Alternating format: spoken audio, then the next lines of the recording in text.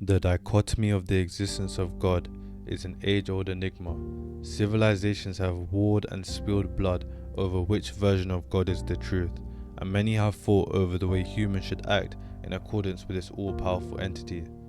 Many religions believe that a non-believer of God, and regardless of how good of a person they are, that they are destined to a crude afterlife in hell.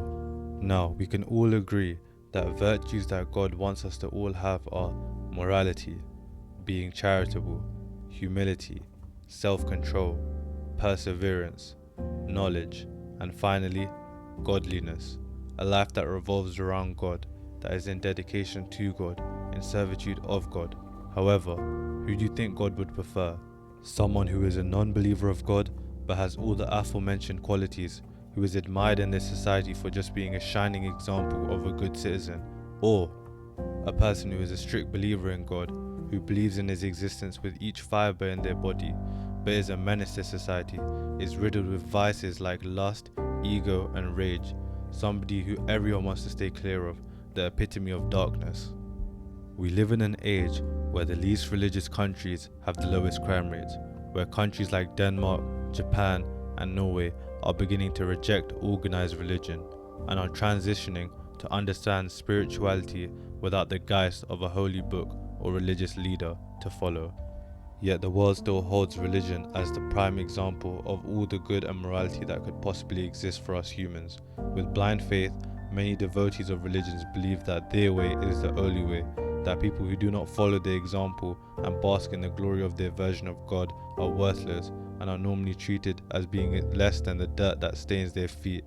They do not look at the rest of the world as a society of people who are all built up of the same basic components, but as non-believers who are ultimately destined to not attain salvation.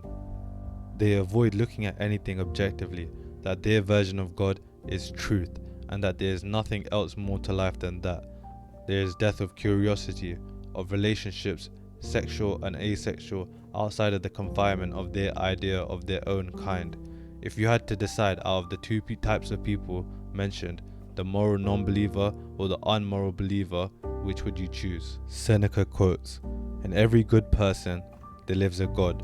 Which God? We cannot be sure, but it is a God." Marcus Aurelius speaks in depth about his belief in God throughout Meditations, and the qualities that he should maintain to please that God. He speaks about having good virtues, to live a good life, and that the gods will welcome you on the basis of that, not how devout of them you are.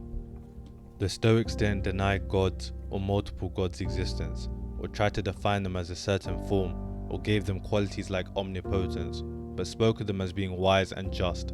And if they didn't exist, then so be it. You would be dead and wouldn't know. The main thing is to live a virtuous life. My final thoughts. We cannot judge the words of religion through the people who follow it. We are all susceptible to misjudgment, and this is not due to the words written in religious texts being wrong, but our own perception of them. We have to behave like the Stoics, prioritize living a virtuous life, whether or not that is the result of believing in God or not. Many religions have aspects of the truth, but we shouldn't get so lost in the ego of our own belief to ostracize our good fellow man who has the essence of God inside him. Whatever path you decide to take in life, whether that be one of pure devout religious worship or just being a virtuous human without this dependence on God, it is important to remain focused that the main point of it all is to become a better person for the world.